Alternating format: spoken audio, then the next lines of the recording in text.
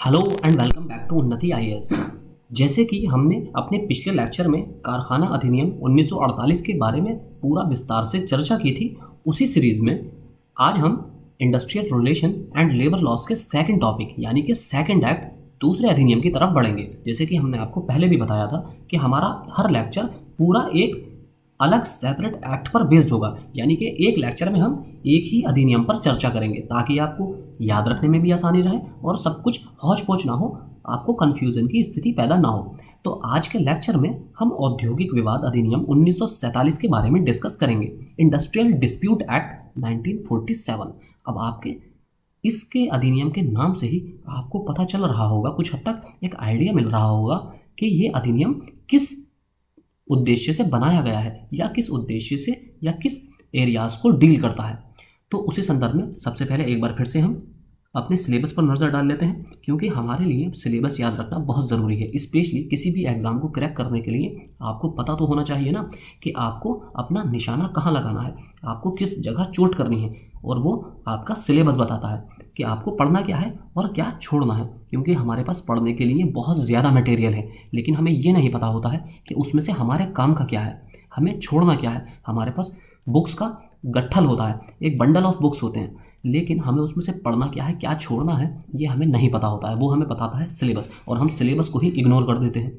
तो हमारे लिए बहुत ज़रूरी है हमें हर बार सिलेबस एकदम टिप पर रटा हुआ होना चाहिए, स्पेशली किसी भी एग्ज़ाम्स के लिए। और अगर स्पेशली मैं कहूँ तो यूपीएससी के लिए तो ये बिल्कुल ही आप इग्नोर नहीं कर सकते। अदरवाइज़ आप 50 बार भी एग्ज़ाम दे देंगे तो आपका यूपीएससी क्लियर नहीं हो सकता। कोई सा भी एग्ज़ाम, चाहे यूपीएससी का वनडे एग्ज़ाम ही क्यों ना हो, वो आप क्लियर तब तक नहीं कर सकते जब तक आपको थॉरो नॉलेज ना हो अपने सिलेबस की। तो फिर उसी सीरीज़ में हम बात कर रहे थे लेबर लॉस और industrial relation and labour laws. देखिए, दोनों को सेपरेट दिखाया गया है। इंडस्ट्रियल रिलेशन का टॉपिक अलग रखा गया है सिलेबस में और लेबर लॉस को अलग रखा गया है। और हालांकि इन 6-7 लेबर लॉस को स्पेशली मेंशन किया गया है। हम ये सिर्फ 6-7 टॉपिक्स तो देखेंगे ही डिटेल में, इनको तो हम डिटेल में ही कवर करेंगे, लेकिन इसके अलावा जितने भी लेबर लॉज हैं उन सभी को हम, जो आपके एग्जाम पर्सपेक्टिव से इंपॉर्टेंट है, सभी को हम कवर करेंगे विस्तार से। लेकिन इनको थोड़ा डीपली देखेंगे ताकि आपसे इनसे क्वेश्चन पूछे जाने की ज़्यादा संभावना है। क्योंकि यूपीएससी ने अगर मेंशन किया है स्पेशली इन एक्ट्स को, तो इसका मतलब कोई ना कोई वजह ज़रूर है, यानी कि यहाँ पर फोकस उसका ज़्यादा है। तो एक बार देख लेते हैं हमें क्या क्या एक्ट डिस्कस करने थे। कारखाना अधिनियम 1948 हमने पहले लेक्चर में डिस्कस कर लिया है। आज के लेक्चर में हम डिस्कस करने वाले हैं सेकंड अधिनियम, अपना औद्योगिक विवाद अधिनियम 1947, इंडस्ट्रियल डिस्प्यूट एक्ट 1947। इसके बाद हमारा अगला जो लेक्चर आएगा, ये लेक्चर 3 है, इसके बाद लेक्चर 4 आएगा हमारा औद्योगिक नियोजन स्थायी आदेश अधिनियम 1946, industrial employment standing orders act 1946। अभी हम कुछ दिन से बिजी चल रहे हैं, जिसकी वजह से डेली लेक्चर आपको नहीं मिल पा रहा है, लेकिन अब आज से आपको डेली, इस वीक तो कम एक लेक्चर मिलेगा डेली, उसके बाद सेकंड वीक से हम आपको डेली 2 लेक्चर प्रोवाइड करेंगे। डेली आपको 2 लेक्चर प्रोवाइड करेंगे और आपका जो एक्ट से रिलेटेड जितने भी टॉपिक्स हैं, जितने भी एक्ट हैं आपके, वो हम इसी मंथ सारे ख़त्म कर देंगे। हम सिर्फ कोशिश ये कर रहे हैं कि हम 1 महीने के अंदर सारा सिलेबस खत्म करके सिर्फ आपका ये 2 टॉपिक बच जाएं। वो 2 टॉपिक हम आपको लास्ट में कराएंगे, एक ह्यूमन रिसोर्स डेवलपमेंट और दूसरा है प्रिंसिपल ऑफ नेचुरल जस्टिस। छोटा सा टॉपिक है, 1 या 2 लेक्चर में इसको ख़त्म कर देंगे, लेकिन हम इसको लास्ट में ही कराएंगे। इसके अलावा हम, अगर आप हमसे PDF प्राप्त करना चाहते हैं तो हमें डिस्क्रिप्शन में दिए गए व्हाट्सएप नंबर पर कॉन्टैक्ट कर सकते हैं। हमारा व्हाट्सएप नंबर है 8791538791। तो शुरू करते हैं अपने टॉपिक से। देखिए, किसी भी, जैसे कि हमने पिछले लेक्चर में भी बताया था कि किसी भी एक्ट की कोई ना कोई बैकग्राउंड ज़रूर रही होती है। ऐसे ही कोई एक्ट फॉर्म में नहीं आ जाता है, इम्प्लीमेंटेशन में नहीं आ जाता है। तो देखिए, पहला ही फैक्ट है आपका, डायरेक्ट यहाँ से क्वेश्चन पूछा जा सकता है कि औद्योगिक विधान की जो ऐतिहासिक प्रगति है, historical development of industrial legislation in India, जो औद्योगिक डिस्प्यूट के संदर्भ में जो विधान बनाए गए हैं, जितने भी विधेयक पास किए गए हैं, उसका जो बैकग्राउंड पड़ा है वो सबसे पहले वॉशिंगटन सम्मेलन से पड़ा है। वॉशिंगटन सम्मेलन, इसलिए आपसे डायरेक्ट क्वेश्चन पूछा जा सकता है कि औद्योगिक विवाद से संबंधित सर्वप्रथम सम्मेलन कहाँ पर हुआ था, तो वो वॉशिंगटन सम्मेलन था। वॉशिंगटन समिट 1919 में हुआ था, 1919 में वॉशिंगटन में हुआ था। और ये इसलिए भी इम्पोर्टेंट है क्योंकि भारत इसमें शामिल हुआ था। भारत, यानी कि भारत तो एक कॉलोनी था, ब्रिटिश कॉलोनी था, तो भारत की तरफ से ब्रिटेन इसमें शामिल हुआ था, इसलिए कहा यह जाएगा कि भारत इसमें सम्मिलित हुआ था, क्योंकि भारत को रिप्रेजेंट किसने किया था? ब्रिटेन ने, क्योंकि ब्रिटेन की हम कॉलोनी थे। अब दूसरी चीज़, तो इसलिए आपको यह फैक्ट पता होना चाहिए। इसके बाद हल्के हल्के मजदूरों की जो स्थिति थी भारत में, ब्रिटेन जिस तरह से मजदूरों से यहाँ पर लेबर क्लास से काम कराता था, जिसके बारे में हमने पिछले लेक्चर में डिटेल में डिस्कस किया था कि किस तरह एक्सप्लॉइट किया जाता था, काम के घंटों का कोई तय समय सीमा नहीं थी। दूसरी बात, जो कारखाने होते थे वहाँ पर बिल्कुल अंधेरा होता था, अंधेरे में रखा जाता था, बहुत ज़्यादा दयनीय दशाएँ थी, उनको जानवरों से भी बदतर ट्रीट किया जाता था। तो उन्हीं सारी चीज़ों से, इश्यूज से निपटने के लिए ये वॉशिंगटन सम्मेलन था, जिसके बाद एक चरण दर चरण, स्टेप बाय स्टेप, एक क्रमिक रूप से सिक्वेंशियल फॉर्म में हल्के हल्के इनकी स्थिति में परिवर्तन किए गए और सुधार किए गए। अब हम किसी भी चीज़ को पढ़ने से पहले हम अपनी सुविधा की दृष्टि से कुछ ना कुछ कैटेगरी में डिवाइड कर लेते हैं। जैसे कि हम फॉर एग्जांपल अगर हम हिस्ट्री पढ़ते हैं तो हमने देखा है एक हिस्ट्री, एक ये ओवरऑल हमें एस्पेक्ट देता है, लेकिन इसको सुविधा की दृष्टि से हम क्या करते हैं? एंशिएंट हिस्ट्री बना लेते हैं, मेडिएवल बना लेते हैं और मॉडर्न बना लेते हैं। क्यों? हालांकि ये सारा ही हिस्ट्री का टॉपिक है, हिस्ट्री का ही सब हिस्ट्री के ही टॉपिक है सारे, लेकिन हम सुविधा की दृष्टि से इनको 3 अलग अलग कैटेगरी में डिवाइड कर लेते हैं। अब जाहिर सी बात है, अगर हम डिवाइड कर रहे हैं तो डिवाइड करने का कोई ना कोई आधार रहा होगा, यानी कि कोई ना कोई ट्रांजिशन पीरियड रहा होगा जहाँ से एक मेजर चेंज आया होगा हिस्ट्री में, वहीं उसी काल को हम एंशिएंट कह देते हैं। और उसके बाद जैसे ही वो मेजर चेंज आता है, यानी कि ट्रांजिशन पीरियड आता है, तो उसका अगला काल मेडिएवल कहलाता है। फिर उसके बाद फिर से एक ट्रांजिशन पीरियड आता है, तो वो अगला काल कौन सा होता है? मॉडर्न एज कहलाती है, यानी कि मॉडर्न हिस्ट्री। तो इसी तरह से जो औद्योगिक विकास है, इंडस्ट्रियल डेवलपमेंट है, इसके विकास को भी, इसके डेवलपमेंट की जो स्टेजेस हैं उसकी हिस्ट्री को भी हम 3 कैटेगरी में डिवाइड कर सकते हैं, 3 कैटेगरीज में डिवाइड कर सकते हैं।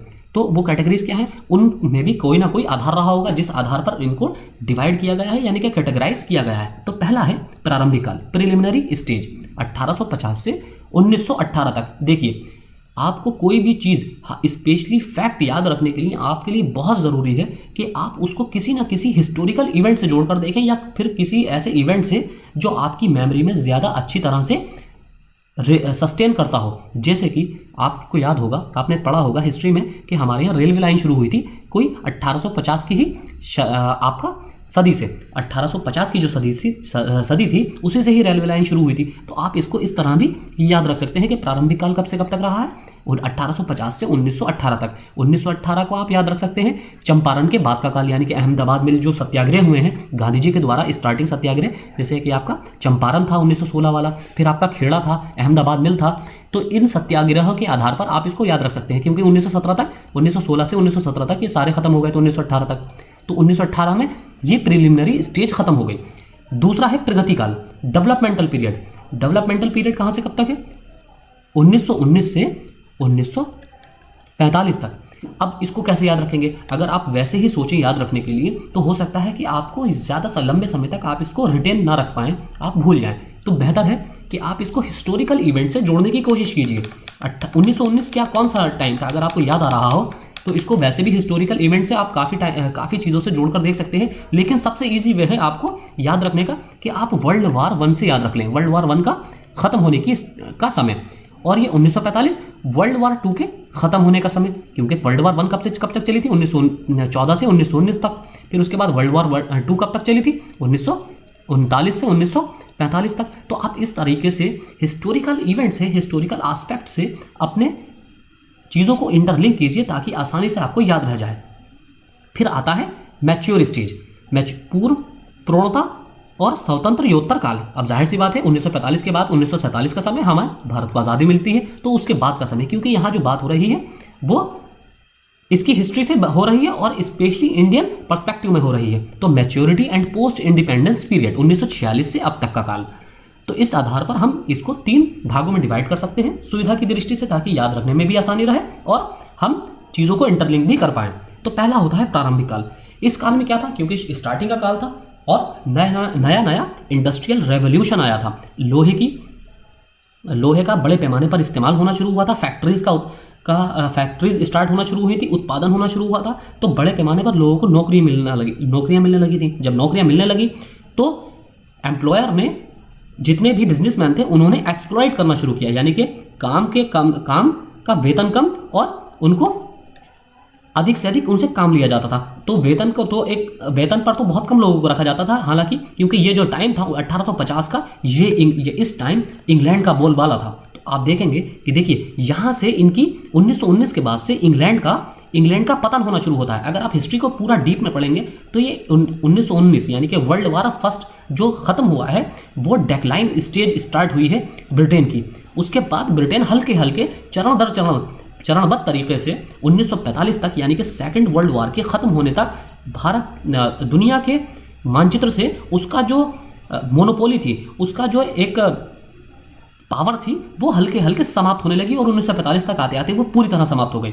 आप देखेंगे कि 1945 के बाद की अगर आप हिस्ट्री पढ़ेंगे तो जो पूरी हिस्ट्री, दुनिया की ताकत, दुनिया की आर्मी, दुनिया का पैसा, दुनिया का डेवलपमेंट, ये दो ही देशों के इर्द गिर्द घूमता है। पहला है यूएसए स्पेशली और दूसरा यूएसएसआर। आप कहीं पर भी इसके अलावा कोई और कंट्री नहीं देखेंगे। हालांकि 1900 और सही मायनों में अगर देखा जाए तो उन जो सेकंड वर्ल्ड वॉर थी उसकी वजह ही यही थी, जो इंडस्ट्रियल रेवोल्यूशन अपनी पीक स्टेज पर पहुंचा था और एक दूसरे से आगे निकलने की होड़ शुरू हुई थी अलग अलग कंट्रीज़ में, जिसमें ब्रिटेन पिछड़ गया और यूएसए और यूएसएसआर दोनों अपनी टेक्नोलॉजी को लेकर, डेमोन्स्ट्रेशन को लेकर जर्मनी को आधार बनाते हुए उन्होंने एक दूसरे को अपनी ताकत दिखाना शुरू की। ये मेन वजह थी। जर्मनी तो सिर्फ एक तरह से प्रॉक्सी का काम किया उसने। जैसे कि आप देखते हैं कि इराक का जो युद्ध था, इराक पर जो अटैक किया था आज से कुछ साल पहले, 20-21 साल पहले, जो अमेरिका ने अटैक किया था सद्दाम हुसैन के बहाने, सद्दाम हुसैन के नाम पर जो अटैक किया गया था कि सद्दाम हुसैन न्यूक्लियर वेपन बना रहा है या केमिकल वेपन बना रहा है, हालांकि वहां से कुछ भी नहीं निकला। आज तक कोई भी ऐसे एविडेंस नहीं आए हैं कि सद्दाम हुसैन ने न्यूक्लियर हथियार बनाए थे या वेपन्स बनाए थे या केमिकल वेपन्स बनाए थे। आज तक कोई ऐसे किसी भी दुनिया के किसी भी मीडिया के पास, किसी भी जांच एजेंसी के पास, इन्वेस्टिगेशन एजेंसीज के पास कोई इसी तरह के एविडेंस नहीं है। और यहाँ तक कि अमेरिका का जो खुफिया विभाग है वो भी यही बताता है कि किसी भी तरह के एविडेंस नहीं मिले हैं। लेकिन इराक पर प्रॉक्सी करके अमेरिका को अपनी ताकत शो करना थी, यूएसएसआर को दिखाना था। और दूसरा जो तेल, देखिए ये अलग थोड़ा विषय है, लेकिन फिर भी हम थोड़ा वहाँ पर अब आ ही गए तो बता रहे हैं कि इराक पर सिर्फ अमेरिका ने इसीलिए हमला किया था कि वहाँ पर सारे ऑयल फैसिलिटीज़ को अपनी कंट्रोल में करना था। और ऑयल क्या है आज की डेट में? Black gold. आप जानते हैं कि क्या है वो? ब्लैक गोल्ड है। हालांकि अभी तक हल्के हल्के उसकी अहमियत कम हो रही है, लेकिन फिर भी वो आज की डेट में भी ब्लैक गोल्ड है। पूरी इकोनॉमी दुनिया की इसी पर बेस्ड है। तो ये जो है ये इसके पतन का समय था और 1945 के बाद ब्रिटेन पूरी तरह जो उसकी जो सुप्रीमेसी थी वो पूरी तरह से गायब हो गई। बिल्कुल उसको खदेड़ दिया गया, हाशिए पर कर दिया गया। और यूएसएसआर और यूएसए दो बड़ी कंट्रीज निकल कर आई। अब इन दोनों के बीच कोल्ड वार चली। आपको पता होगा 1945 के बाद का कोल्ड वार का समय था जो 1991 तक खत्म हो गया, क्योंकि एलपीजी का दौर आ गया, लिबरलाइजेशन, प्राइवेटाइजेशन एंड ग्लोबलाइजेशन। तो ये जो प्रारंभिक काल था, क्योंकि यहाँ पर ब्रिटेन का बोलबाला था। अभी तक ब्रिटेन के अलावा दुनिया के नक्शे पर कोई नहीं था। स्पेशली अगर कहा जाए सुप्रीमेसी जो उसकी थी 1850 का, ये वो समय था, ये वो गोल्डन पीरियड था कि जब हुकूमत की है, जब बादशाहत थी ब्रिटेन की, कि उसने पूरी दुनिया पर अपनी कॉलोनीज बनाई। ये 1850 का जो समय था, यहाँ दुनिया, ये समझ लीजिए कि दुनिया को चलाने वाला ही उस वक्त ब्रिटेन था इस काल में। तो इस तरह से उनको वो जहाँ पर चाहते थे, जिससे चाहते थे, जिस तरह चाहते थे काम लेते थे। तो वहाँ पर बहुत ज़्यादा एक्सप्लॉयटेशन होता था। 1855 में इंडियन फैटल एक्सीडेंट एक्ट पास हुआ। इससे पहले जो था नियोजकों की आम धारणा थी कि जो अपघात होता है यानी कि दुर्घटना हो जाती है, उसमें किसी पक्ष का दायित्व नहीं होता। यानी कि जैसे कि आज भी आप देखते होंगे जो गवर्नमेंट एम्प्लॉयज़ हैं, आप उनसे कभी पूछिए, उनको जो एक्सीडेंट उनका इंश्योरेंस होता है। कैसा एक्सीडेंट इंश्योरेंस? या तो वो जॉब पर हो, छुट्टी पर ना हो उस समय अगर एक्सीडेंट हुआ, या फिर अगर छुट्टी होने के बाद भी यानी कि 5 बजे के बाद भी अगर उनका रेजिडेंस यानी कि वो ऑफिस से एक निश्चित दूरी पर है, यानी कि उनका रेजिडेंस ऑफिस से एक निश्चित दूरी पर है। ऐसा नहीं है कि मान लीजिए ऑफिस और रेजिडेंस की दूरी 100 किलोमीटर है, ऐसा नहीं है। तो अगर एक निश्चित दूरी के अंतर्गत है तो ही उन्हें एक्सीडेंटल इंश्योरेंस में कवर किया जाएगा। तो इस तरह की आप कभी पूछना अगर आपके घर में हो, या फिर आप में से बहुत से लोग जानते भी होंगे, तो इस तरह से एक्सीडेंटल इंश्योरेंस का पहले बोलबाला नहीं था, मतलब कि पहले इस तरह की धारणा नहीं थी। ऐसा माना जाता था कि अगर एक्सीडेंट हुआ है तो ये प्राकृतिक या नेचुरल डिजास्टर है, ये हो गया, इसके लिए ना तो एम्प्लॉयर जिम्मेदार है ना ही एम्प्लॉय की गलती है। तो इसमें एम्प्लॉयर किस बात का हर्जाना दे, किस बात का कंपनसेशन दे? तो एक तो ये था। दूसरा, प्रगति काल जब शुरू हुआ तो उसमें प्रथम विश्व युद्ध के पश्चात एक नई चेतना जागृत हुई।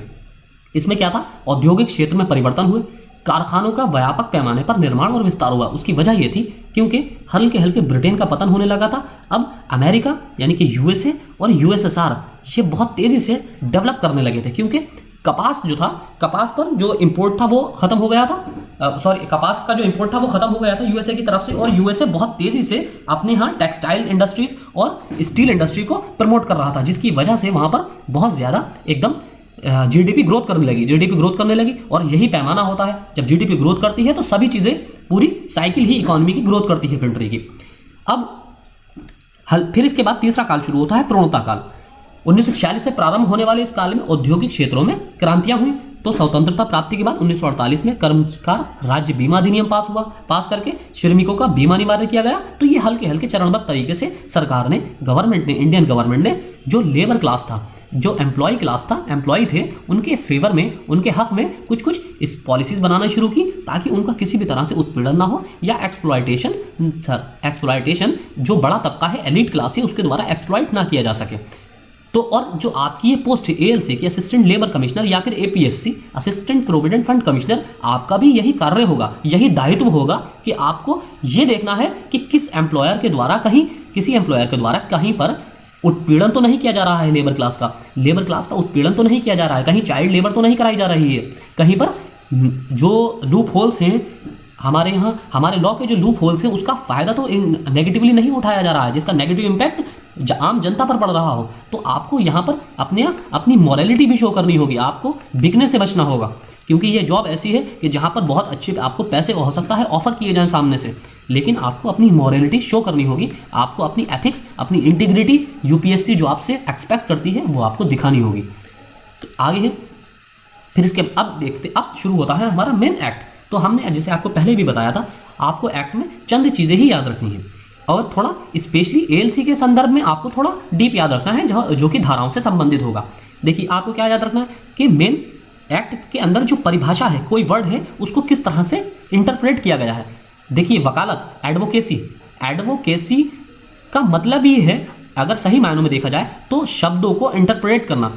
कौन कितनी अच्छी तरह से इंटरप्रेट कर सकता है, ये क्या बताता है हमें, ये लॉ बताता है, क्योंकि लॉ किसके द्वारा वेरीफाई किया जाता है, लॉ को सुप्रीम कोर्ट द्वारा वेरीफाई किया जाता है, या संबंधित हाई कोर्ट के द्वारा। अगर लेजिस्लेशन स्टेट से पास हुआ है तो उसको संबंधित हाई कोर्ट उसके लॉज को देखता है, वेरीफाई करता है कि कहीं कोई लॉ का उल्लंघन तो नहीं हो रहा है, किसी तरह के राइट्स का उल्लंघन तो नहीं हो रहा है। तो और फिर दूसरी चीज़ है, वो वर्ड्स को डिफाइन भी करता है। तो आप देखते होंगे कि कॉन्स्टिट्यूशन को जो डिफाइन करता है, यानी कि इंटरप्रिटेशन का जो अधिकार है वो किसको है, या पावर जो है वो किसको है, वो सुप्रीम कोर्ट को है। तो इसी तरीके से जो वर्ड्स होते हैं उनका अधिकार जो है कोर्ट्स को होता है। तो आपको परिभाषाएं पता होनी चाहिए कि परिभाषा क्या है, किस वर्ड की, किस महत्वपूर्ण वर्ड की परिभाषा क्या है। अगर विवाद है तो विवाद की वजह क्या है, विवाद में किस तरह का कंपोजिशन रखी गई है, किस तरह से विवाद को सुलझाने का जो मशीनरी है वो किस तरह से बनाई गई है, और उस मशीनरी की कंपोजिशन क्या है। और दूसरी चीज़ कि जैसे कि अब यहाँ पर हम देखेंगे पंच, औद्योगिक विवाद अधिनियम के अनुसार परिभाषाएं।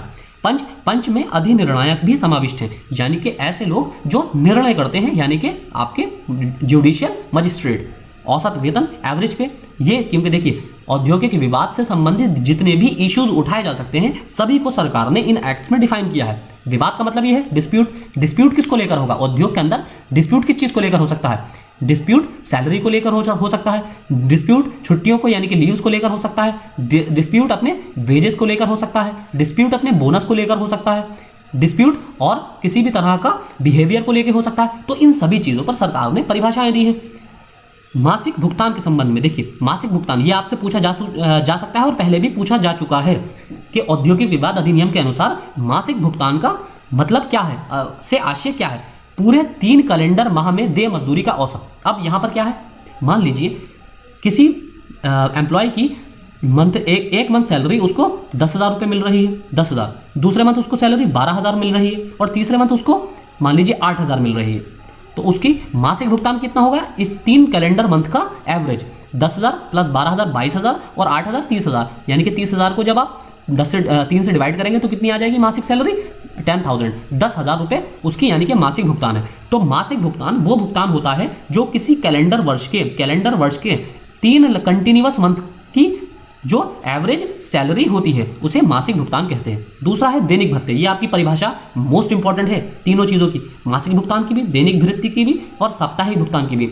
और आपसे ज़्यादातर जो पूछे जाने के चांस है वो इन दोनों के हैं, दैनिक भृत्य यानी कि डेली वेजेस के क्या परिभाषा है और साप्ताहिक भुगतान की क्या परिभाषा है। देखिए डेली वेजेस क्या है, डेली वेजेस पाने वाले कर्मकार के लिए पूरे 12 दिनों में कार्यशील मजदूरी का औसत। देखिए अगर कोई डेली वेजर है जिसको डेली पे मिलती है किसी एम्प्लॉयर की तरफ से, तो उसकी कैसे सैलरी तय होगी कि उसको अगर मान लीजिए किसी दिन 200 रुपये मिल रहा है, किसी दिन 250 मिल रहा है, किसी दिन 300 मिल रहा है, किसी दिन 310 मिल रहा है, किसी दिन 290 मिल रहा है। इस तरीके से उसकी 12 दिन के वेजेस 12 डेज की वेजेस जोड़े जाएंगे और उनको 12 से डिवाइड कर दिया जाएगा। तो जो भी आएगा पैसा वो उसका डेली वेजेस माना जाएगा, डेली एवरेज वेजेस।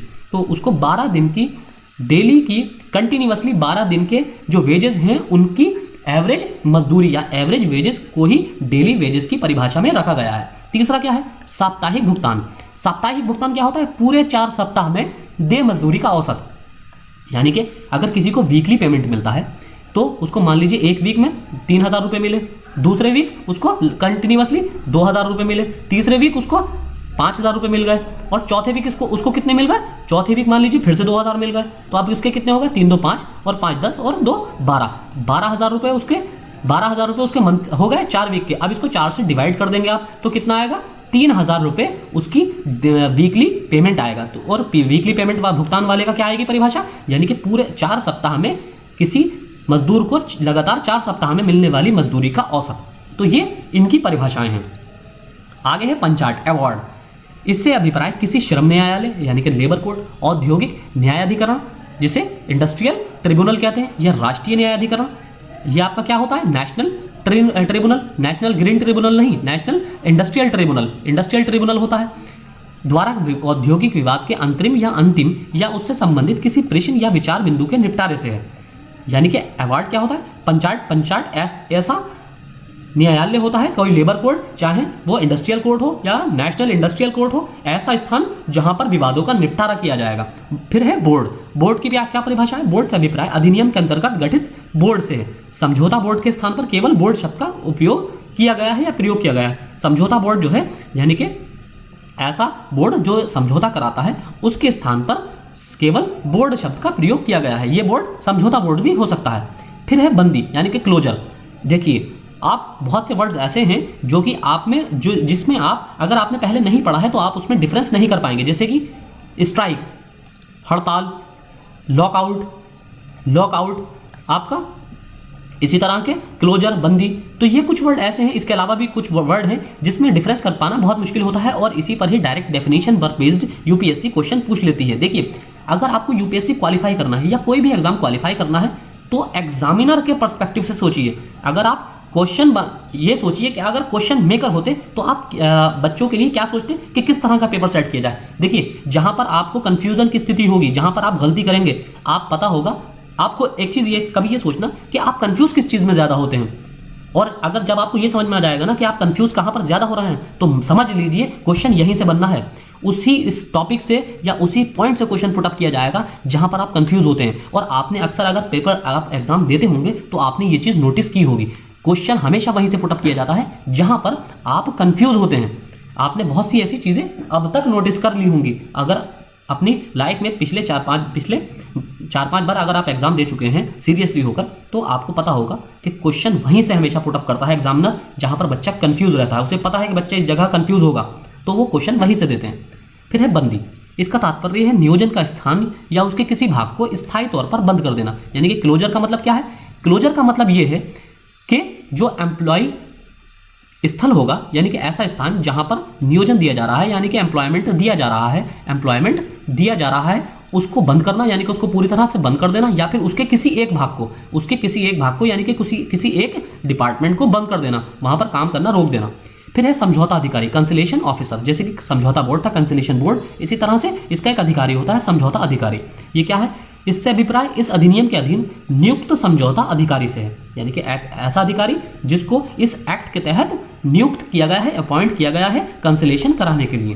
फिर है समझौता कार्यवाही। इससे तात्पर्य इस अधिनियम के अंतर्गत बोर्ड या समझौता अधिकारी द्वारा की गई कार्यवाही से है। नियंत्रित उद्योग, कंट्रोल्ड इंडस्ट्री, इससे अभिप्राय ऐसे उद्योगों से है जिसको केंद्रीय सरकार द्वारा नियंत्रित किया जाना, किसी केंद्रीय अधिनियम के अंतर्गत लोक हित में अभीष्ट घोषित कर दिया गया है। नियंत्रित उद्योग की घोषणा में निम्न तत्व होने चाहिए। देखिए कुछ कंट्रोल इंडस्ट्री होती हैं, जैसे कि आपने देखा होगा कंट्रोल इंडस्ट्री कैसी, जहां पर अल्कोहल यूज होती हो, या फिर कहीं पर ऐसा हो केमिकल यूज होता हो, केमिकल इंडस्ट्री हो, और इसी तरह के जैसे रसायन यूज होते हो, या फिर कोई डिफेंस इंडस्ट्री हो। तो इस तरह के इंडस्ट्रीज को क्या कहा जाता है, कंट्रोल इंडस्ट्री की परिभाषा में रखा जाता है। तो इसमें कौन कौन से तत्व होने चाहिए कंट्रोल इंडस्ट्री में? ऐसा उद्योग तथ्यता केंद्रीय सरकार के नियंत्रण में हो, या तो ऐसा उद्योग जिसको पूरी तरह सेंट्रल गवर्नमेंट के अंडर में हो, उसे कंट्रोल उद्योग कहा जाएगा। दूसरा, केंद्रीय अधिनियम में यह स्पष्ट रूप से प्रावधानित किया जाना चाहिए कि ऐसे उद्योग को केंद्रीय नियंत्रण में रखना लोकहित में आवश्यक है। यानी कि इसके अलावा जो सेंट्रल गवर्नमेंट के अंडर जो इंडस्ट्रीज हैं उनके अलावा कोई ऐसा इंडस्ट्री जिसको सेंट्रल गवर्नमेंट ने ये लिख दिया है कि ये इस इंडस्ट्री का सेंट्रल के अंडर में होना या कंट्रोल में होना लोकहित में यानी कि पब्लिक इंटरेस्ट में जरूरी है, तो ऐसी इंडस्ट्री को भी कंट्रोल्ड इंडस्ट्री के कैटेगरी में रखा जाएगा। फिर है न्यायालय। इससे अभिप्राय इस अधिनियम के अधीन गठित जांच न्यायालय से, यानी कि ऐसी जहां पर इन्वेस्टिगेशन होगी, ऐसा न्यायालय। फिर है उद्योग इंडस्ट्री। उद्योग को प्रथम बार इस अधिनियम में परिभाषित किया गया है। बहुत इंपॉर्टेंट है ये फैक्ट। प्रथम बार उद्योग को किस अधिनियम में परिभाषित किया गया है, और जहां तक मुझे ध्यान है ये पहले एपीएफसी के पेपर में 2014-15 वाले में आ चुका है कि उद्योग को प्रथम बार किस अधिनियम में परिभाषित किया गया है। तो ये आपका कौन सा अधिनियम है? औद्योगिक विवाद अधिनियम 1947 में उद्योग को पहली बार परिभाषित किया गया। पूर्व के व्यवसाय विवाद अधिनियम 1929 में उद्योग शब्द को परिभाषित नहीं किया गया था। यानी कि 1929 में जो इंडस्ट्रियल डिस्प्यूट एक्ट आया था, डिस्प्यूट एक्ट, उसमें 1929 में जो आया था उसमें उद्योग को यानी कि इंडस्ट्री को परिभाषित नहीं किया गया था। जबकि 1947 वाले अधिनियम को, इसको आप जोड़ सकते हैं अपनी स्वतंत्रता प्राप्ति के वर्ष से।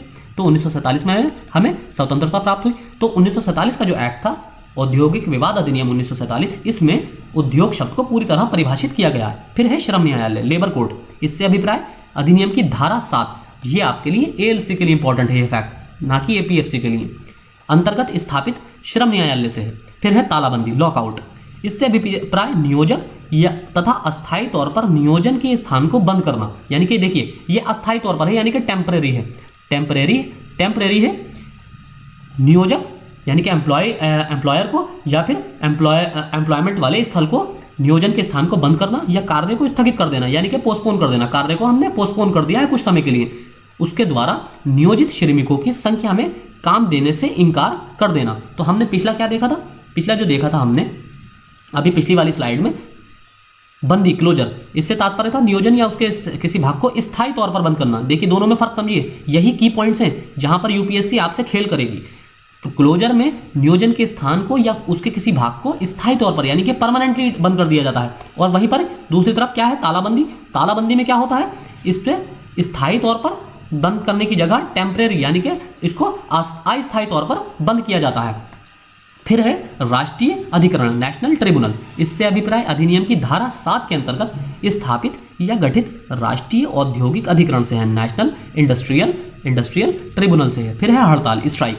हड़ताल से अभिप्राय किसी उद्योग में नियोजित किसी भी संख्या में स्थापन के ऐसे कर्मकारों द्वारा मिलकर काम रोक देना, समान समझदारी के अंतर्गत, सामूहिक नहीं बल्कि समान, अस्वीकार या किसी ऐसी संस्था में ऐसे कर्मकारों द्वारा सामान्य इनकार के अनुसार काम बंद करना। यानी कि हड़ताल से अभिप्राय किसी भी उद्योग में, किसी भी इंडस्ट्री में नियोजित जो लोग हैं, एम्प्लॉय हैं, उनके द्वारा उन कर्मकारों के द्वारा काम को रोक देना। फिर है ट्रेड यूनियन, व्यावसायिक संघ। इससे अभिप्राय trade union act 1926, trade union act यह हम बिल्कुल सेपरेटली पढ़ेंगे, 1926 के अंतर्गत ट्रेड यूनियन से है। अब इसमें आगे है औद्योगिक विवाद अधिनियम, संक्षिप्त नाम, व्यापकता तथा उद्देश्य, industrial dispute act, short name, extent and objectives. इस अधिनियम का संक्षिप्त नाम क्या है? औद्योगिक विवाद अधिनियम। 1947 में यह पारित हुआ यह अधिनियम, और 1 अप्रैल 1947 को अमल में आया, यानी कि इम्प्लीमेंटेशन में आया तथा संपूर्ण भारत में लागू है, यह भी पता होना चाहिए। औद्योगिक विवाद अधिनियम 1947 एक ऐसा विधान है जिसका आशय किसी उद्योग में प्रबंध तंत्र यानी कि जो मैनेजरियल सिस्टम है उस पर, और श्रमिकों के बीच, लेबर और मैनेजमेंट के बीच शांति और सद्भावना लाना है। जैसे कि हमने आपको बताया था कि आपको इसके नाम से ही लग रहा होगा कि इसका उद्देश्य क्या हो सकता है। तो लेबर के बीच और मैनेजमेंट के बीच, मैनेजमेंट से मतलब हमारे एम्प्लॉयर के बीच सद्भावना यानी कि डिस्प्यूट को खत्म करके एक कॉपरेशन वाली स्थिति पैदा करना है, ताकि उत्पादन में बाधा ना पड़े और श्रमिकों का शोषण ना हो, दोनों ही काम हो। देखिए, ना तो एम्प्लॉयर का नुकसान हो ना ही एम्प्लॉय का, यानी कि उत्पादन में बाधा ना पड़े मतलब एम्प्लॉयर को भी नुकसान ना हो और श्रमिकों का शोषण ना हो, लेबर का एक्सप्लॉयटेशन ना हो, यानी कि यहाँ पर लेबर का भी फेवर होगा और एम्प्लॉयर का भी फेवर होगा, और दोनों ही असंतुष्ट ना हो, यानी कि दोनों ही संतुष्ट स्थिति में काम करें। एम्प्लॉयर का अपना फायदा होता रहे और लेबर को एक्सप्लॉइट किए बिना उनको उनके टाइम पर वेजेस मिलते रहे, उनसे डिस्प्यूट ना हो, उनको बोनस मिले और उनको सारी सुविधाएं दी जाएं। फिर है औद्योगिक संबंधों के लिए राज्य नियम, state regulation of industrial relation. इसमें क्या है? औद्योगिक विवादों का निराकरण, सेटलमेंट ऑफ इंडस्ट्रियल डिस्प्यूट्स। इस अधिनियम के विवादों के निराकरण के लिए निम्न यंत्रों का उपयोग किया जाता है। कौन सा है? ये 3 इसमें स्टेजेस हैं। समझौता यंत्र, यानी कि इन तीन तरह से विवादों का निपटारा किया जाता है। देखिए, कभी भी आप देखते होंगे, अगर कोई आप में से रूरल बैकग्राउंड का, तो अगर कोई बात हो जाती है किसी तरह का, जैसे मान लीजिए किसी से झगड़ा हो गया, किसी का आपस में गांव में पड़ोस में झगड़ा हो जाता है, तो पहले क्या होता है? पहले या तो बड़ों के बीच बात जाती है, एक दूसरे के घर के बड़े लोग आते हैं, बड़े जो मुखिया होते हैं वो आ जाते हैं, उनके बीच बात को रखा जाता है, और जिसकी गलती होती है अगर मान ली जाती है तो ठीक, अदरवाइज क्या किया जाता है? फिर वो चीज़ कहाँ जाती है? वो पूरे पंचायत में चली जाती है। इस तरह से जाती है पंचायत में भी अगर ये मामला ना सुलझ पाए तो फिर क्या होता है? अगर एक पार्टी दूसरी पार्टी पर अड़ी रहे, अगर झगड़ने के बाद फिर वो क्या होता है? फिर थक हार कर उस पार्टी को कोर्ट, उसमें आपका पुलिस स्टेशन जाना पड़ता है। तो ये हमारे यहाँ आप गांव में देखते होंगे। तो वही चीज़ यहाँ पर निपटाई जाती है। ये यहाँ पर किस लिए किया जाता है? यहाँ पर सरकार का जो मेन उद्देश्य है समझौता यंत्र का लाने का, वो ये है कि ताकि किसी भी तरह का कोर्ट प्रोसीजर से बचा जा सके। देखिए, अगर क्योंकि लेबर क्लास जो होती है, लेबर क्लास एक गरीब तबका है, उसके पास ना तो इतना समय है, ना इतने संसाधन हैं, ना इतने रिसोर्सेज हैं कि वो कोर्ट के चक्कर मार सके। और आपको भारत की न्यायिक व्यवस्था पता होगी कि एक केस लड़ने में नस्लें गुजर जाती हैं, 40-40, 50-50 साल गुजर जाते हैं। और वो भी उसके फैसले नहीं आ पाते, इतना समय लग जाता है। तो इसलिए इन चीज़ों से बचा जा सके और इनके समय और ऊर्जा और संसाधन तीनों ही लेबर क्लास का बचाया जा सके, और उत्पादन में भी किसी तरह की परेशानी ना हो, यानी कि एम्प्लॉयर भी परेशान ना हो, इसलिए समझौता यंत्र को रखा गया है। क्योंकि देखिए, समझौते में क्या होता है? बड़े बैठते हैं, यानी कि आर्बिट्रेशन होता है। लोग आते हैं, आपस में बैठते हैं, दोनों एक दूसरे की बात रखते हैं, जो परेशानी होती है एक दूसरे से बताते हैं, फिर उसमें बीच का रास्ता निकाल लिया जाता है। तो इस तरह से मामला जल्दी हैंड टू हैंड और कभी कभी कुछ घंटों में ही निपट जाता है। तो इसलिए इन चीज़ों को, इस मैकेनिज्म को रखा गया है। तो पहला कौन सा है? समझौता यंत्र, कंसिलेशन मशीनरी। दूसरा है न्यायाधिकरण यंत्र, एडजुडिकेशन मशीनरी। तीसरा है पंच निर्णय यंत्र, आर्बिट्रेशन मशीनरी। अब आर्बिट्रेशन की व्यवस्था अब हल्के दीवानी मुकदमों में भी की जा रही है। दीवानी मुकदमे आप जानते हैं, जो सिविल क्राइम्स होते हैं। एक तो आपके एक होते हैं फौजदारी मुकदमे और दूसरे होते हैं दीवानी मुकदमे। फौजदारी मुकदमे मतलब ऐसे मुकदमे जिसमें कोई झगड़े का हो, किसी तरह का, जैसे लूटपाट का हो, कहीं डकैती का हो, मर्डर का हो, तो ये फौजदारी मुकदमे होते हैं। और कहीं जैसे कोई ज़मीन को लेकर विवाद है, कोई जैसे विवाह तलाक का विवाद है, तो ये क्या होते हैं? ये दीवानी मुकदमे होते हैं। तो इन दीवानी मुकदमों से निपटने के लिए भी और कोर्ट्स पर जो केसेस का बोझ है उसको कम करने के लिए भी सरकार अब ये सोच रही है, हमारी इंडियन गवर्नमेंट ये सोच रही है कि जो दीवानी मुकदमे हैं उनका भी ज़्यादा से ज़्यादा फैसला इस आर्बिट्रेशन के मध्यस्थता से किया जाए। तो वो ये एक अलग इशू है। तो हमने वैसे आपको जनरल नॉलेज के लिए बता दिया। अब उपरोक्त प्रत्येक यंत्र के समुचित संचालन के लिए अधिनियम में विशेष व्यवस्था की गई है। अब ये व्यवस्थाएं क्या है? पहला है, समझौता यंत्र के अंतर्गत निम्नलिखित व्यवस्थाएं क्रमशः धारा 3, 4 व 5 में की गई हैं। यानी कि धारा 3 के अंतर्गत बताया गया है, सेक्शन 3 के अंतर्गत क्या बताया गया है? समझौता यंत्र में आपका कार्य समिति, वर्कर्स कमेटी के बारे में। फिर एक कंसिलेशन ऑफिसर, आपका सेक्शन 4 में बताया गया है कंसिलेशन ऑफिसर। और सेक्शन 5 क्या कहती है? समझौता बोर्ड ऑफ कंसिलेशन।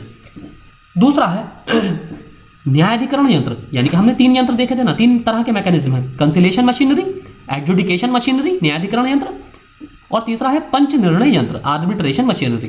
तो समझौता यंत्र जो है उसमें 3 तरह से काम होता है। पहला है कार्य समिति, दूसरा है आपका संराधन या समझौता अधिकारी, कंसिलेशन ऑफिसर, और तीसरा है समझौता बोर्ड ऑफ कंसिलेशन। क्योंकि समझौता यंत्र है इसलिए समझौते से बात हो रही है।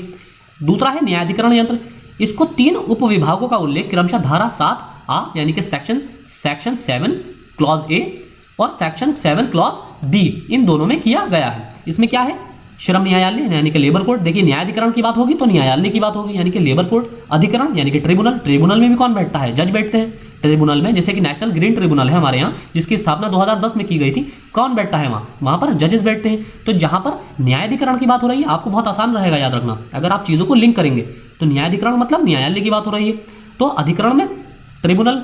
फिर तीसरा है राष्ट्रीय अधिकरण, यहाँ पर भी नेशनल ट्रिब्यूनल है तो यहाँ पर भी जजेस होंगे, तो यहाँ पर भी न्यायाधिकरण की बात हो रही है। तो जिस तरह समझौता यंत्र में 3 स्टेजेस हैं, कार्य समिति, संराधन या समझौता अधिकारी, समझौता बोर्ड ऑफ कंसिलेशन, इसी तरह से न्यायाधिकरण में भी 3 इसके सब डिपार्टमेंट्स हैं, जैसे कि लेबर कोर्ट, ट्राइब्यूनल और नेशनल ट्रिब्यूनल। अब इसके बाद आता है तीसरा है इसका धारा 12 में नियोजक और कर्मकार भी पारस्परिक विवादों का एक ऐसा यंत्र द्वारा हल कराने का प्रयत्न कर सकते हैं जिसे पंच निर्णय यंत्र कहते हैं, आर्बिट्रेशन मशीनरी कहते हैं। देखिए ये दोनों के बारे में तो हमने डिस्कस किया, इसमें 3 इसके चरण हैं, और दूसरा न्यायाधिकरण, इसके भी 3 चरण हैं, 3 उपविभाग हैं। लेकिन जो पंच निर्णय यंत्र है ये क्या है, ये आर्बिट्रेशन मशीनरी है, यानी कि अगर विवाद हो जाता है एम्प्लॉयर और एम्प्लॉई के बीच अगर कोई विवाद हो रहा है तो सरकार क्या कह रही है कि आप दोनों आपस में बैठो, एक टेबल पर आओ, आपने दोनों एक दूसरे के साथ एक थर्ड पर्सन को रखो जो मीडिएटर होगा, यानी कि आर्बिट्रेशन का काम करेगा, आर्बिट्ररी होगा, वो क्या करेगा, ये आपकी भी गलती सुनेगा और एम्प्लॉयर की भी क्या गलती है ये एम्प्लॉय बताएगा, और एम्प्लॉय की क्या गलती है ये एम्प्लॉयर बताएगा। उसके बाद फैसला करेगा, वो फैसला सुनाएगा, अगर दोनों को ठीक लगता है तो ठीक, दोनों इस पर मान जाते हैं तो ठीक, और अदरवाइज ये इस मध्यस्थता से जो दोनों की बाकी के 2 जो कार्य हैं इनके मदद से अपने विवाद को सुलझा सकते हैं। लेकिन पहले यही करना पड़ेगा, इसके लिए भी राजी हो सकते हैं, और अगर वो राजी नहीं होना चाहते हैं तो वो डायरेक्ट भी समझौता अधिकारी या फिर न्यायालय की शरण में जा सकते हैं। अब होता है समझौता यंत्र के कार्य, जो अंतर्गत क्या कर रहे हैं, कार्य समिति जो पहले हमने डिस्कस की थी, कार्य समिति, इसका क्या है उद्देश्य, इस समिति के गठन का एकमात्र उद्देश्य नियोजक और कर्मकारों के पारस्परिक हित यानी कि म्यूचुअल जो इंटरेस्ट है इनको बढ़ावा देना, बिना किसी दबाव के सौहार्दपूर्ण वातावरण में आपसी हितों और विवादों के संबंध में विचार विमर्श करके समस्याओं का हल निकालना। समिति का मुख्य दायित्व है कि वो कर्मकारों के दिन प्रतिदिन की शिकायतों और मतभेदों के निवारण करें और दोनों पक्षों में समझौता वार्ता कराने के लिए आवश्यक कदम उठाए। देखिए कार्य समिति जो है, वर्कर्स कमेटी जो है वो क्या करती है, लेबर और एम्प्लॉयर दोनों के लिए क्या करती है, वो दोनों के लिए म्यूचुअल इंटरेस्ट के लिए दोनों के म्यूचुअल इंटरेस्ट में काम करती है, ताकि दोनों के हितों को समान रूप से महत्व दिया जा सके और दोनों के हितों की पूर्ति की जा सके। अब कार्य समिति का गठन कैसे होता है, समुचित सरकार इसके गठन का आदेश, यानी कि समुचित सरकार मतलब कंसर्न गवर्नमेंट, जिस स्टेट में होगा वो स्टेट की गवर्नमेंट इसकी कंसर्न गवर्नमेंट होगी, अगर यूनियन टेरिटरी में है तो कंसर्न गवर्नमेंट कौन होगी, सेंट्रल गवर्नमेंट, उसी औद्योगिक संस्थान के लिए देगी जहां कार्यरत कर्मकारों की संख्या 100 या इससे अधिक है। अब एक बहुत इंपॉर्टेंट ये फैक्ट है, वर्क्स कमेटी जो है समझौता यंत्र कंसिलेशन जो मशीनरी है, कंसिलेशन मशीनरी के अंतर्गत जो वर्क्स कमेटी है वो कमेटी तभी बनाई जा सकती है जब किसी उद्योग में 100 या इससे अधिक कर्मकार हों, यानी कि 100 या इससे अधिक एम्प्लॉय हों, तभी उस कमेटी का गठन किया जा सकता है। यह संख्या चालू वर्ष की हो सकती है या पिछले 12 महीनों के आधार पर हो सकती है। यानी कि इस संख्या को कैसे तय करा जाएगा, कोई सरकार कैसे तय करेगी कि यहाँ पर 100 कर्मकार या इससे ज़्यादा कर्मकार काम कर रहे हैं, वो या तो उस करंट जो फाइनेंशियल ईयर होगा उसको देखेगी या पिछला फाइनेंशियल ईयर का पूरे फाइनेंशियल ईयर में देखेगी, इनका रजिस्टर देखेगी कि कितने एम्प्लॉय को यहाँ से सैलरी विड्रॉ की गई या यहाँ पर कितने एम्प्लॉयज़ की प्रेजेंस रही है उसके आधार पर यह तय किया जाएगा। लेकिन एक चीज़ और याद रखिए, अगर पिछले पूरे एक वर्ष में किसी भी समय के लिए अगर एम्प्लॉय की संख्या, कर्मकारों की संख्या 100 या इससे अधिक रही है तो ये वर्कर्स कमेटी वाला जो प्रावधान है वो अपने आप लागू हो जाएगा, भले ही बाद में संख्या 100 से कम ही क्यों ना हो जाए। दूसरा है प्रतिनिधित्व, यानी कि इनका रिप्रेजेंटेशन कौन करेगा।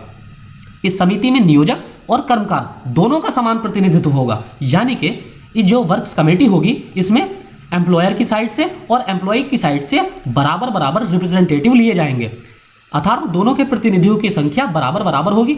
अधिकतम 20 सदस्य होंगे, यानी कि अधिकतम 10 सदस्य एम्प्लॉयर की साइड से हो सकते हैं और अधिकतम 10 सदस्य एम्प्लॉय की साइड से हो सकते हैं।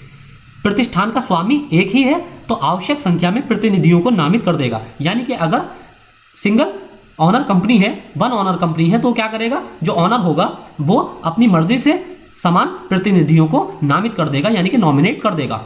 जहां प्रतिष्ठान के कई स्वामी हैं वहां उनकी सर्वसम्मति से, यानी कि उनकी जो मीटिंग होगी, जितने भी पार्टनर होंगे, सब पार्टनर अपनी मर्जी से, यानी कि अपनी आपसी सहमति के बाद एक नॉमिनेशन यानी कि रिप्रेजेंटेटिव जो दल होगा पूरी कमेटी का चयन करेंगे। चयन का कार्य निदेशक मंडल या प्रबंधक वर्ग के ऊपर छोड़ा जा सकता है, यानी कि अगर पार्टनर्स कई का पार्टनर्स है कंपनी में, तो वो इन रिप्रेजेंटेटर्स का काम, जो चुनने का काम है, वो किसको दे सकते हैं, अपने बोर्ड ऑफ डायरेक्टर्स को भी दे सकते हैं या मैनेजमेंट को दे सकते हैं। फिर है निर्वाचन तिथि। अब ये इनका चुनाव कैसे होगा, नियोजक स्वयं अपनी देखरेख में निर्वाचन कराएगा या अपने सर्वेक्षण में किसी दूसरे व्यक्ति को इसके संचालन का कार्य सौंपेगा। इस निर्वाचन में कोई भी कर्मचारी उम्मीदवार हो सकता है जिसने 19 वर्ष की आयु पूरी कर ली हो और संबंधित प्रतिष्ठान में कम से कम 1 वर्ष की सेवा कर चुका है। यानी कि अगर कोई ऐसे जो एम्प्लॉयर होगा वो अपने एम्प्लॉय में से किसी एक ऐसे व्यक्ति को भी चुन सकता है जिसने कम से कम, जिसकी एज 19 साल हो गई हो और साथ ही साथ वो पिछले 1 साल से इसी कंपनी में काम भी कर रहा हो, यानी कि दोनों ही कंडीशन फुलफिल होनी चाहिए, यानी कि उसको 1 साल का एक्सपीरियंस हो गया हो इसी कंपनी में, सेम कंपनी में, प्लस उसकी एज 19 साल या इससे अधिक हो।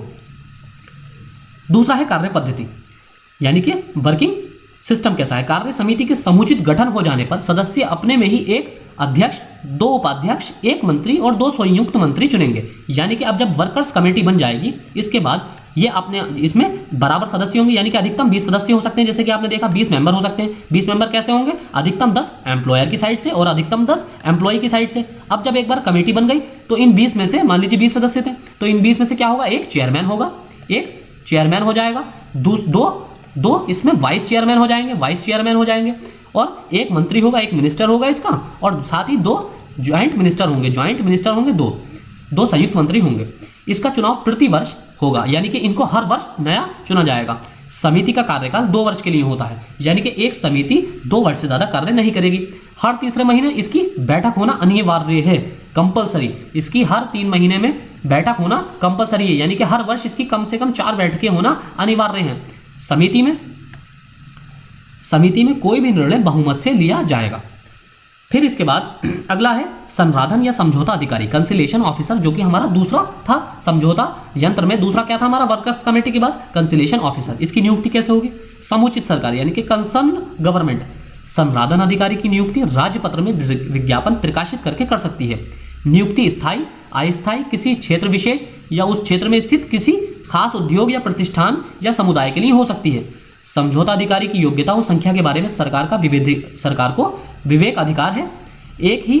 यदि एक से अधिक समझौता अधिकारी नियुक्त होते हैं तो उनके क्षेत्र अधिकार को भी स्पष्ट रूप से बताया जाएगा। क्या है इसमें नियुक्ति का प्रावधान, एक तो इनकी क्वालिफिकेशन सरकार कभी भी कुछ भी तय कर सकती है, पहली चीज। दूसरी चीज, एक क्षेत्र में एक या एक से अधिक समझौता अधिकारी हो सकते हैं, एक से ज़्यादा हो सकते हैं, लेकिन दोनों को जो टेरिटरी है, दोनों की टेरिटरी डिफाइन की जाएगी। एक ही क्षेत्र में किसी स्पेशल उद्योग के लिए एक अलग से भी समझौता अधिकारी नियुक्त किया जा सकता है, जो कि पूरी इंडस्ट्रियल एरिया के अंदर किसी खास एक उद्योग को ही सिर्फ देखेगा, इंस्पेक्शन करेगा, सिर्फ एक ही उद्योग का इंस्पेक्शन करेगा। तो ऐसा भी सरकार के द्वारा किया जा सकता है। आगे है अधिकारी का अधिकार और कर्तव्य। अब इस अधिकारी का अधिकार और कर्तव्य क्या होंगे। धारा 12 में वर्णित उपबंधों के अनुसार संराधन अधिकारी का काम नियोजक और कर्मकार के मतभेदों को दूर करके उनके पारस्परिक संबंधों में सुधार लाना, मध्यस्थता और सामंजस्य स्थापित करना और सामान्य हितों का स्पष्टीकरण करना होता है। फिर है कार्यवाही का प्रारंभ और समाप्ति। कार्यवाही का प्रारंभ उस दिन से होगा जिस दिन से संराधन अधिकारी को हड़ताल या तालाबंदी का नोटिस मिल जाए। जन उपयोगी सेवाओं से संबंधित किसी विवाद के लिए समझौता अधिकारी को तत्काल संबंधित कार्यवाही करना आवश्यक है। यानी कि कोई भी उद्योग, किसी भी उद्योग में अगर स्ट्राइक हो जाती है, स्ट्राइक का जब लिखित में दिया जाएगा प्रावधान, जब उसको लिखित नोटिस दिया जाएगा कंसिलेशन ऑफिसर को, तो ही वो उस डेट से उस पर एक्शन शुरू करेगा। लेकिन अगर इंडस्ट्री ऐसी है जहां पर कोई इसेंशियल कमोडिटीज का उत्पादन होता है, किसी जरूरी चीज का उत्पादन होता है, जैसे कि नमक इत्यादि, नमक, सॉल्ट, तो ऐसी चीज के लिए तुरंत कंसिलेशन ऑफिसर बिना नोटिस के भी फौरन कार्यवाही यानी कि हरकत में आ जाएगा, कार्यवाही शुरू कर देगा। प्रतिवेदन की तिथि, नियमतः समझौता अधिकारी को 14 दिनों के अंदर अपना प्रतिवेदन सरकार के पास प्रेषित करना होगा। यानी कि जब उसको नोटिस मिल जाता है या फिर दूसरी कंडीशन में जब वो खुद स्वतः संज्ञान लेकर शुरू कर देता है कार्यवाही, तो जिस दिन से वो कार्यवाही स्टार्ट करेगा उस दिन से 14 दिन के अंदर उसको सरकार को अपनी रिपोर्ट भेजनी होगी। लेकिन किन्हीं कारणों से ऐसा करना संभव ना होने का यह मतलब नहीं होगा कि उसका कार्यवाही स्वतंत्र, शून्य और निष्प्रभावी हो गई। दोनों विवादग्रस्त पक्ष लिखित समझौता करके अवधि को बढ़ाए जाने का सरकार से प्रार्थना कर सकते हैं। तीसरा इसमें था मैकेनिज्म समझौता बोर्ड, बोर्ड ऑफ कंसिलेशन। इसका गठन कैसे होता है? इसके गठन का पूर्ण अधिकार समुचित सरकार को प्राप्त है।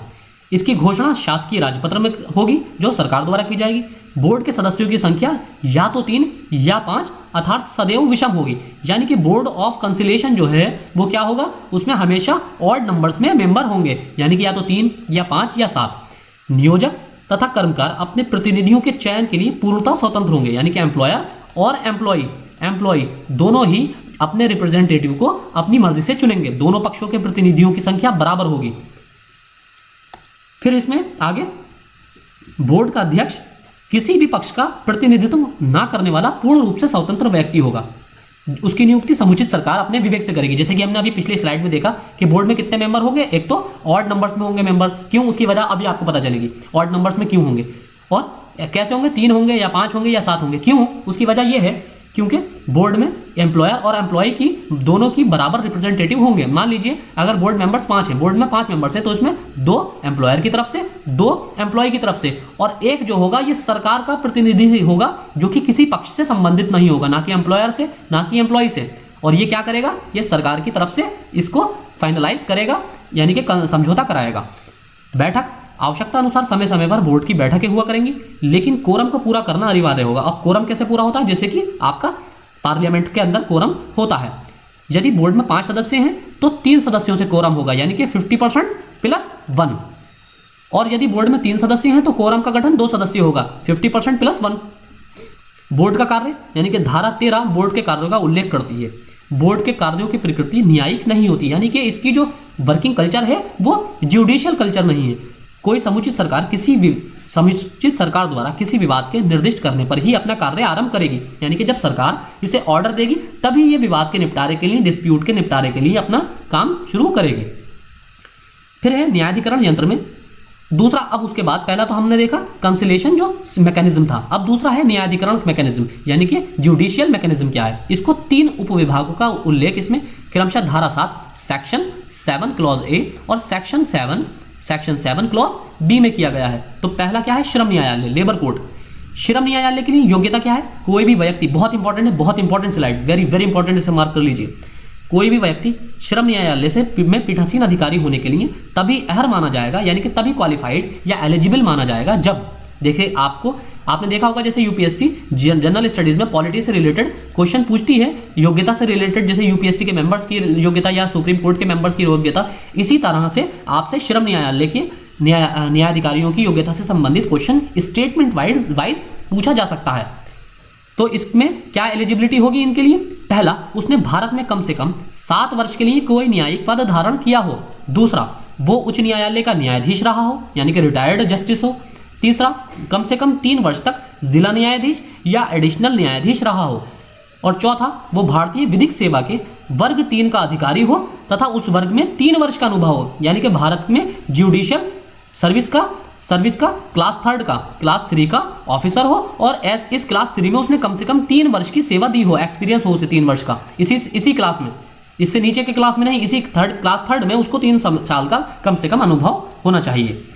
अधिकरण तथा राष्ट्रीय अधिकरण के लिए योग्यताएं क्या है, दोनों ही पदों के लिए कुछ योग्यताएं निर्धारित हैं। अधिकरण का अध्यक्ष होने के लिए निम्नलिखित योग्यताएं अपेक्षित हैं। पहला, वो व्यक्ति, अब यहां पर देखिए पहले जो बात हो रही थी श्रम न्यायालय के लिए, लेबर कोर्ट के लिए।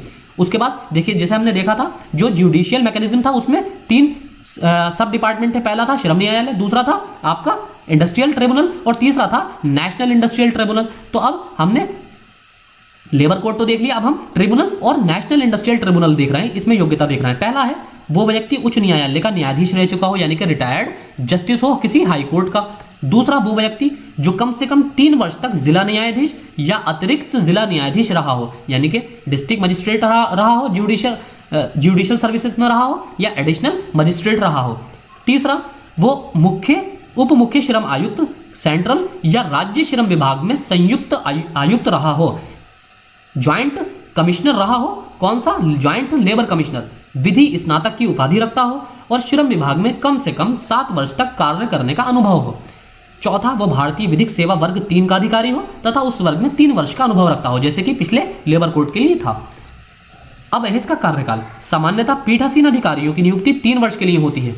अधिकतम 65 वर्ष की आयु तक कोई इस पद पर आसीन रहता है, बिल्कुल जैसे हमारे यहाँ पॉलिटी में होता है, या तो 3 वर्ष या अधिकतम 65 वर्ष, जो भी पहले हो। फिर है राष्ट्रीय अधिकरण के क्षेत्राधिकार। राष्ट्रीय अधिकरण को उन सभी विवादों के निर्णय करने का अधिकार है जो राष्ट्रीय महत्व के हों या ऐसा विवाद है जिनका व्यापक प्रभाव अन्य राज्यों में स्थित स्थानों में भी पड़ सकता है। बहुत ईजी है याद रखना आपके लिए। फिर है श्रम न्यायालय के क्षेत्राधिकार। यह सामान्यतः द्वितीय अनुसूची तक ही सीमित है। यदि किसी संस्थान में काम करने वालों की संख्या 100 या 100 से अधिक है तो तृतीय सूची में आने वाले मामलों को भी उसे देखने और निर्णय करने का अधिकार होगा। अब द्वितीय और तृतीय मामले क्या हैं वो देख लेते हैं। द्वितीय अनुसूची में निम्नलिखित बातें आती हैं। पहला, स्थायी आदेशों के अंतर्गत निदेशक द्वारा पारित आदेशों की वैधता और औचित्य, स्थायी आदेशों की व्यापकता और विश्लेषण, अनुचित ढंग से श्रमिकों का निष्कासन यानी कि गलत ढंग से मनमाने ढंग से लेबर को निकालना, उनकी सेवा मुक्ति, उनको फायर करना तथा पुनर्नियोजन या एम्प्लॉयमेंट देना, किसी परंपरागत विशेषाधिकार या रियायत का वापस लिया जाना, हड़ताल या तालाबंदी की वैधता या अवैधता और अन्य सभी मामले जो तृतीय सूची में नहीं हैं। अब तृतीय सूची क्या है? अधिकरण के क्षेत्राधिकार। इसे द्वितीय या तृतीय अनुसूची के सभी मामलों को देखने का अधिकार प्राप्त है। तृतीय अनुसूची में क्या है? मजदूरी, उसकी देयता, समय तथा ढंग, पाली के अनुसार कार्य। बहुत इंपॉर्टेंट है ये। तृतीय सूची से आपसे पूछा जा सकता है क्वेश्चन। तृतीय सूची में कौन कौन से मामले हैं? देखिए, वेजेस तृतीय सूची का मामला है। टाइम, कितने टाइम तक पार हो, कौन सी शिफ्ट में काम करेगा, ये भी तृतीय सूची का मामला है। प्रतिकर, विषय और दूसरे भत्ते यानी कि कंपनसेशन और अलावेंसेज, ये तृतीय सूची का मामला है। ग्रेड का निर्धारण तृतीय सूची का मामला। कार्यकाल, कार्यालय और विश्राम का समय तृतीय सूची का मामला। यानी कि जो वर्किंग कल्चर है और सैलरी है, वेजेस हैं, ये आपके सारे तृतीय सूची में आएंगे। अगर इनको आसान भाषा में, लेमन लैंग्वेज में समझा जाए तो सैलरी, वेजेस और वर्किंग कल्चर, ये सारा तृतीय सूची के टॉपिक हैं। वेतन, छुट्टियां, अवकाश, बोनस, भविष्य अंशनिधि तथा ग्रेच्युटी। तो आप देखेंगे ये सारे या तो सैलरी से रिलेटेड हैं या वेजेस से रिलेटेड हैं या फिर वर्किंग कल्चर से रिलेटेड है, एनवायरमेंट से। फिर है शिकायत निवारण तंत्र। बहुत इंपॉर्टेंट, ग्रीवेंस रेड्रेसल मैकेनिज्म या मशीनरी। औद्योगिक विवाद संशोधन अधिनियम 2010 में इसको अमेंड किया गया है, इस अधिनियम को। इसमें संशोधन के द्वारा एक नया अध्याय 2 खा जोड़ा गया है, यानी कि नया चैप्टर इसमें जोड़ा गया है। कौन सा है चैप्टर? वो चैप्टर 2 खा यानी कि बी, 2B जोड़ा गया है। शिकायत निवारण के लिए शिकायत निवारण तंत्र की स्थापना का प्रावधान किया गया है। अब इसमें क्या कंडीशन है? पहला, ऐसे प्रत्येक औद्योगिक प्रतिष्ठान जिनमें 20 या 20 से अधिक कर्मकार नियोजित हैं, उनकी वैयक्तिक शिकायतों के लिए शिकायत निवारण समिति की स्थापना की जाएगी। कोई भी एम्प्लॉयमेंट या इंडस्ट्री जहां पर 20 या 20 से ज्यादा कर्मकार हैं, वहां पर किसी भी इंडिविजुअल को इंडिविजुअल शिकायत करने के लिए शिकायत का मैकेनिज्म स्थापित किया जाएगा। ग्रीवेंस रेड्रेसल मैकेनिज्म की स्थापना की जाएगी। कंपलसरी है ये, कंपलसरी। इस समिति में नियोजक और कर्मकारों की सम संख्या में सदस्य होंगे, यानी कि एम्प्लॉयर और एम्प्लॉय दोनों की तरफ से बराबर संख्या में सदस्य होंगे। इस समिति का अध्यक्ष प्रतिवर्ष नियोजक और कर्मकारों द्वारा नियुक्त सदस्यों में से बारी बारी से होगा, यानी कि एक बार हर वर्ष इसमें अध्यक्ष चुना जाएगा। एक बार एम्प्लॉयर की साइड से होगा और एक बार एम्प्लॉय की साइड से होगा। इस समिति में सदस्यों की संख्या 6 से अधिक नहीं होगी, लेकिन 2 सदस्यों वाली समिति में न्यूनतम 1 महिला सदस्य होगी तथा सदस्यों की संख्या अधिक होने पर महिला सदस्यों की संख्या उसी अनुपात में रहेगी जिस अनुपात में सदस्य होंगे। इस समिति द्वारा शिकायतों का निवारण शिकायत प्राप्त होने की तारीख से 30 दिन के भीतर कर दिया जाएगा, यानी कि 30 दिन के भीतर शिकायतें निपटाना आवश्यक होगा। तो ये आपको बहुत इंपॉर्टेंट स्लाइड है, वेरी वेरी इंपॉर्टेंट, मार्क कर लीजिए, इसको रट डालिए पूरी स्लाइड को। आगे है इसमें पंच निर्णय यानी कि आर्बिट्रेशन। पंच की नियुक्ति कैसे होगी?